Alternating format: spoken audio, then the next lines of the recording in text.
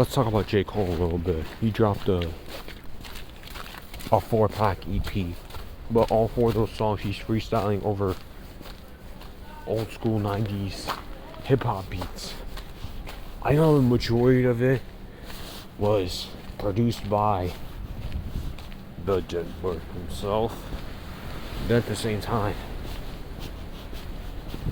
you can't really deny that those beats, the production was really good. It was timeless. Pretty sure the first one he did, the first song, it was a Busta Rhymes Biggie song with the Diddler involved within the production, the song itself. I mean, even if the Diddler is a social experiment, this guy's a CIA experiment, same with R. Kelly, they still drop music. They did. Even through the classics, even through some of the entourage of old school hip hop, they were heavily involved in all of that. Bro, you with R. Kelly being, oh man, not a real person. He still was a part of some old school songs that we've known to be classics. The hip hop song still had some contributions, and then again, you just can't really beat some of these people the same whatsoever. The moment that they put themselves into boxes and these situations that is irredeemable. And it's also so difficult that they were in large part huge contributors, I could say, instead, to some of the movement that was happening the East Coast of hip hop or within the West Coast of hip hop, where they were just large part of some songs, doing hooks. Marvin Gaye was a singer that was such an amazing singer. This guy was so full of soul, and he was a weirdo. That guy was weird, man. That guy was weird. I still enjoy his music. And then again, it's sometimes you have to remind yourself or get in the back of your head, you're like, it's interesting how their music is so good. I sometimes have to realize that even if he's not alive anymore, he is somebody that had a strange life. A very strange life. So with all that being said, all that aside, so J. Cole went absolutely crazy in these freestyles. Even if some subject matter was him addressing and having peace with people, I think in general, I could say, hey, what I want J. Cole to do is for him to just rap, make good music, have good vibes, especially if this album could be potentially, possibly his last album. I want him to just overall have a victory lap of an album. The problem is though is that putting himself into a lot of sticky situations. He put himself in a lot of boxes. He's not good enough to be a stand down rapper that has a good chunk of a catalog where it's replayable, and he's not much of a standout rapper enough to where people can distinctively say, oh, he's the best at this category. Like Kendrick is a great storyteller. He's like one of the best storytellers ever, and his technical ability is just otherworldly. You could say delivery. Danny Brown has such unique delivery, or you could say Black Thought has such intricate rhyme scheme, or you could say with Mark Marciano as well, his unique delivery. He has a way of writing. You could say Billy Woods, his writing is impeccable. He has one of the best writings. He has the best pens ever. Same with Earl Sweatshirt. Same with Baby Blue. But J. Cole, it's like he's stuck, you know? You can't really regard him as like he has the best pen because it's pretty, not standard, but it's not enough for him to overcome, because he has some flaws with his writing. But those flaws with his writing are flaws because they're flaws, because he's not doing much introspection, and you know, it doesn't punch, it doesn't make you feel a certain type of way. You know what I'm saying? And that's the problem with his music in general, and I've talked about it in the past when I was talking about some of his music, when he dropped that mixtape that was very, I don't know why he dropped it. I don't know the purpose of it, even if it had some good songs. I just don't know, still to this day, why he dropped that mixtape. I really don't know why. I don't know why it's in his catalog. It's just not for me, ultimately.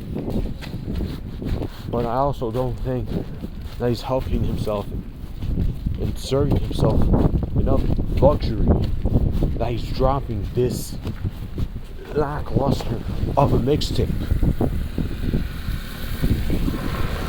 So his catalog already in itself, it has a classic song.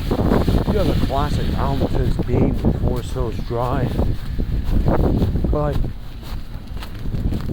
the replayability of his songs is just not enough for the artist.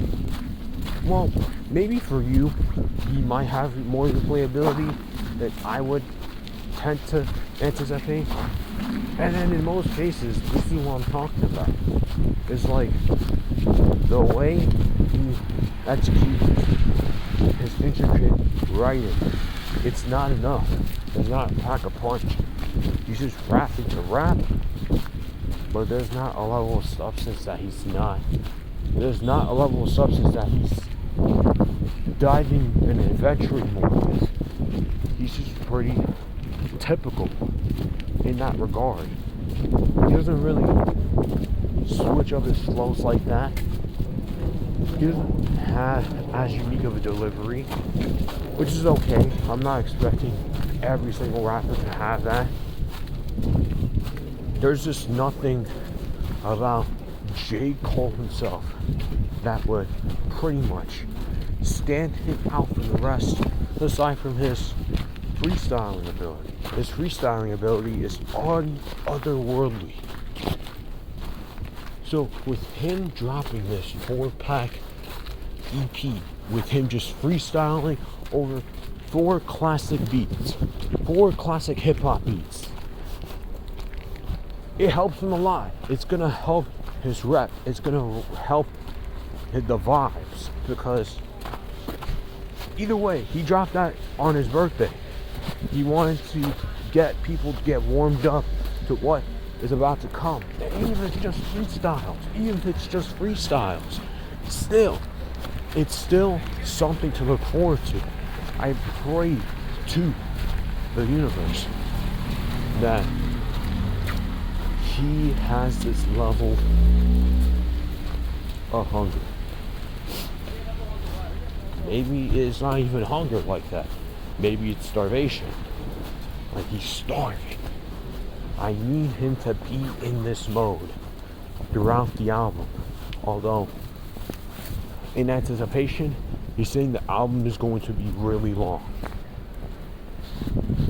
It's a good thing that I don't have Spotify playing right now. Because imagine I have to actually stay up at midnight and actually sit through the whole album. No way. No way. if the album is really what he's saying it is, like if it's over like 2 hours, he's saying something like that. It's gonna be like a double album. It is like over 2 hours. Like there's no way. There's no freaking way I'm gonna sit one night and having to sit for 2 hours just listening to this album. Having to just stream it. I'm like, yo.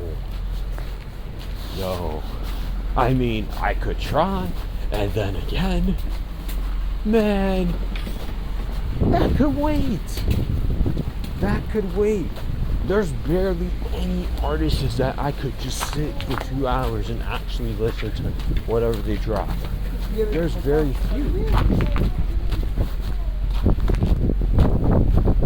So I really need J. Cole to be his star, much of a starting mode. He needs to stick with that. And even if the topics is not going to be what I think it is, because I would expect it to be just giving me good music, give me good vibes. Don't do anything too extra. This is possibly your last album. Like whether people are saying it or you could be interpolating or just foreshadowing it. Still, I'd much rather be in this mode and just rap. You know?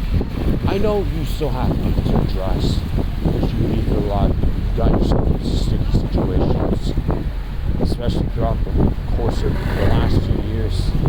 So you really got to pick your poison. You got to be consistent and precise. And apparently Don Toliver is dropping an album too, which is crazy because my stance on Don Toliver has gotten more and more different. Because I used to really like Don Toliver's music.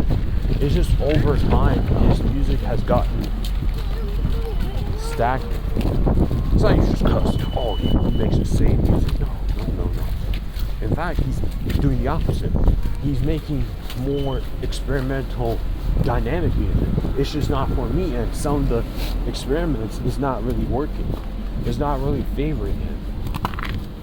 I really wonder if I'm going to stay up to listen to his album. I wonder. Even if I don't have a Spotify plan, I can still go on YouTube and listen to the album. I really wonder if I'm going to take the time to listen to his album. It's going to be interesting. I'm going to see what happens. Because I don't know what to expect from Don Toliver at all. I haven't heard anything he's dropped within singles, and he's even dropped a single. So that's all I wanted to say. I just wanted to talk about some of the J. Cole stuff.